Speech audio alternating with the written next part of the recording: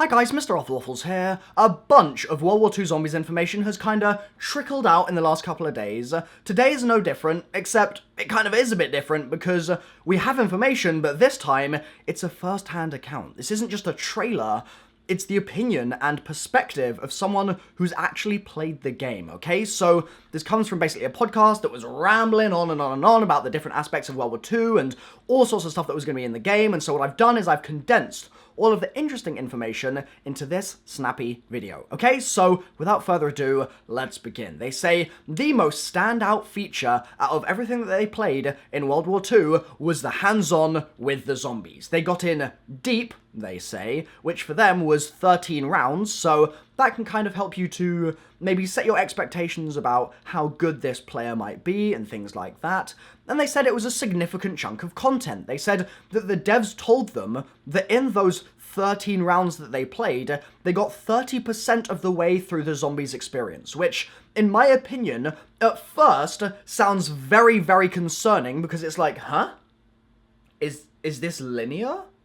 What? But then I think, oh, well, they're probably just talking about opening the map, and if they only open 30% of the map in those 13 rounds, then that sounds pretty good, to be honest. I think that sounds like a pretty decent map size. They go on to say that Activision are really continuing to push that Dead Space vibe that they keep talking about. You can see the underpinnings, apparently, and that sort of scary Nazi vibe is very, very strong. It's like Call of Duty Zombies mode, they said, so it feels like zombies, but it's potentially more frenetic. The guys that were doing the commentary said that they enjoyed the noir zombies, which was Shadows of Evil, that's what they were referring to there, and they enjoyed the campy 80 zombies, so that was Infinite Warfare. So again, maybe you can set your expectations about whether you want to trust this guy's opinion or not, seeing as he only played Shadows and he only played Spaceland. But, I mean, let's run with it. He said he liked those two, and he definitely likes this as well, but it feels more frenetic. It feels more energetic, okay?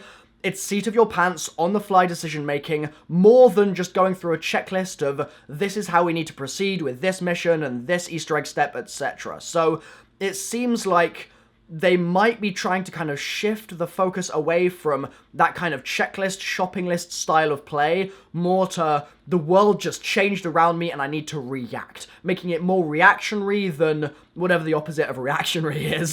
Speaking of which, there were several incidents of more dynamic events. For example, they said, killing people, I assume that means zombies, in a certain area to power up certain things and move through the dungeons. So that, to me, sounds like a soul box, which is something we've seen before, but fair enough, let's keep it moving. You start in a snowy town, so that's up top in Mittelberg, and that's the area that we've seen in a couple of the videos that they've released, and right at the start of the trailer as well, and then you move down, and as you go, there's going to be more blood, because it drips from that top layer down to the very bottom, and so it just gets more and more bloody and gory and hectic and crazy, and there's different enemies in different areas and all sorts of business. They say it's not a kitschy comedy act.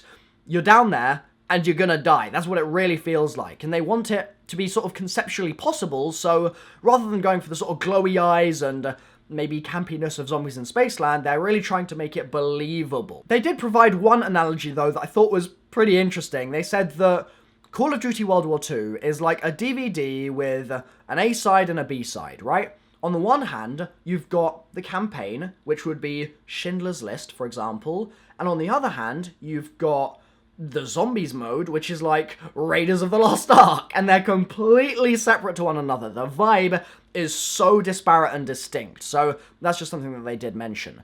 Speaking of things being believable, though, they've really thought about everything. So, for example, we have wall guns in Zombies normally.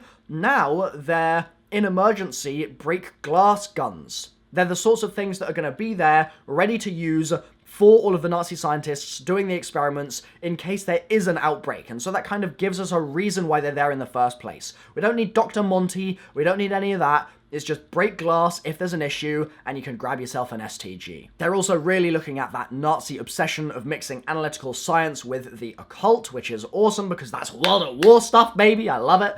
And it's really based on Barbarossa worship as well with the First Reich. They didn't really go into many details with that, but hopefully we get more in the coming days.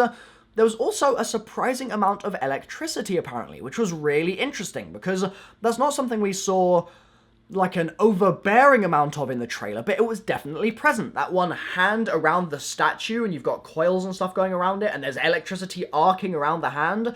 That entire corridor, which was like an electricity corridor, like, there's definitely some areas where it's very, very present that we saw in the trailer, but they basically reiterated that here. And there are also special abilities. And this is something that I just want to pause on for a minute.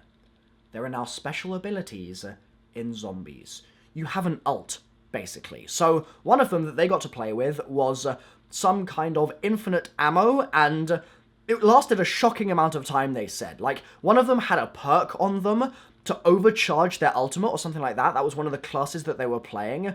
And that way, they could overcharge this ult meter, and then when they used it, it lasted for like a full minute of just continuous shooting. Like, they did not have to stop at all. And he said it was really useful because you get swarmed really hard in this mode. It felt like it was a little bit tight, and so the fact that the zombies are all piling up and so close means that you really want to be using those ults. Going back to the stuff about the environment, though, they said no, it's not just wave-based. There's location and environment-based triggers too. So it kind of feels like walking through a haunted house, and the different rooms in the house each correspond to a different enemy type, or some kind of different boss thing that might be around there, or a different jump scare, and things along those lines. What that means is that you can decide when you want to fight things by only opening that area, when you want to fight the thing that you know is on the other side. So the only times I can think of this ever really happening are in Zetsubo, okay, when you open the power area, the bunker, and a Thrasher comes out. But that's pretty easy to deal with, to be honest. That's one example of it. The other example I can think of this happening previously in the past is in Extinction. And this worries me a little bit, just a little bit, because in Extinction what would happen is you'd go to a hive, you'd start digging in the hive, and then maybe a crate would open nearby and a rhino would pop out, which was this big armored thing that was an absolute pain in the ass to take down and would charge at you, and oh man, those rhinos, dearie me. So if they have similar in this, I'm a little concerned that there's a chance it gets old pretty quickly. Like, let's say they've got 5 areas of the map, and it's the same boss zombie in each of those 5 areas. It's just going to feel like a chore opening stuff up, because you're going to have to kill the boss, and it's going to take a load of ammo, just like if there was a Panzer behind the door. And so hopefully they do mix things up, but even then, if they're always there in your game, it's going to probably feel quite repetitive quite fast. So what would be really cool to see, especially if there's any sort of jump scare things worked in here, is if they did it so that they weren't always there.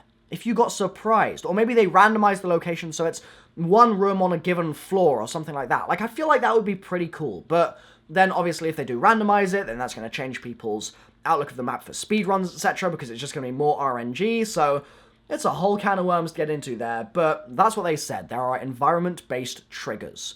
Also, this is really important. One of the guys that was playing turned to the devs and said, yo, is this on easy mode? Because it feels like it's on easy mode. And the devs said no. We're trying to make it more accessible, but at the same time, super hardcore for the hardcore zombie audience. That doesn't really sound that great to me, because that sounds like exactly what they said for Spaceland. Like, legit. Lee Ross was like, we are making this map more accessible. The areas are more open. It's more noob-friendly. But we're also making it great for the hardcore players with lots of deep Easter eggs and etc, etc. And that sounds like exactly what they're saying here. They're making it more accessible, which is really spooky, but at the same time super hardcore for the hardcore zombie audience. Gonna need more details on that one. I think we're gonna definitely need more details, and we're gonna need some actual sort of experienced players, such as myself and you guys, to basically jump in and actually make our own opinions about whether it's easier or not than Treyarch Zombies. At this point, they actually returned to the 30% of the way through the experience comment that they made earlier. They said, yes, waves 1 to 13, 25 to 30% of the way through the experience, not counting mystery triggers, whatever the hell that means. And then they said, through the path. So, like I said before, can assume that that's just the map. And, I mean, if they got through rounds 1 to 13, and they got 25% of the way through, we know that there's at least 3 floors. There's the snowy town above, then you go one down and there's a sort of research area, and then you can go one down further again and there's more research going on. So does that mean that there's probably 4 floors and they got past the snowy area and only a little bit into the second one? Like the, I suppose, -1 level? Like, how far did they actually get in this damn map? Are there more floors? I don't know, man. I'm curious. They also mentioned that in the spawn, in that snowy bit on top, you're going to be putting boards on the walls, but pretty much once you go downstairs, you're never going to do that again. Which kind of makes me feel 2 different things, right? One, that's basically the way it is in Treyarch Zombies now. You imagine playing Revelations, for example. You build up those spawn windows, or Gorod. You build those spawn windows up, Zetsubou, etc. But then, once you get out of the spawn, you basically never touch a window ever again. Pretty much, which is crazy thinking about it, because that's how everybody used to play zombies. But I digress, okay? The second thing it makes me think is, does this mean that once you go down, you don't necessarily go back up? We haven't really seen the transport system between the floors, which is a little worrying, but hopefully they've got some kind of good solution to that, because otherwise you're going to go all the way down, and then you're never going to want to leave. So that's something to be curious about for sure for the future. On their last round, round 13, they said that they got killed by a combo of an event boss destroying everybody and a bunch of zombies. The event boss was several torsos, so several people's torsos, like glued together with a flame pack on its back. And that was just as they were getting their Tesla weapons. So that potentially gives you guys an idea of how easy it is to get those weapons as well. You think of maybe Der Eisendrache, for example, or Origins, and you can get your bows pretty early. You can get your first staff pretty early, like round 5, 6, around there, you can get your stuff pretty consistently in every game. The fact that they were only getting their Tesla weapons at round 13 makes me think that A, maybe they're a little harder to get, or B, these guys suck. One of the two. The final couple of comments that they made is that there's lots to dig deep for, including toys, which were clues, apparently, and then they jumped into the campaign talk. So, I'm going to wrap things up there. Let me know your thoughts on this in the comments down below, guys. Right now, the trailer was good. I think that they've still got a lot to prove, and that's hopefully going to come through in the next couple of weeks as we get more information about World War II Zombies. I've been MrRoflWaffles. Drop a like if you've enjoyed. And also, yesterday, I posted a video that I don't think published to subboxes properly. It's going to be on screen right now. Please click and go through and watch it. I saw Kendrick, that was in the video. I played a bunch of games with my mates in the house, the Boogie Boys, that's in the video, and there's a bunch of more fun stuff as well. So check that out, guys. I've been MrRoflWaffles, and I'll see you next time. Bye-bye.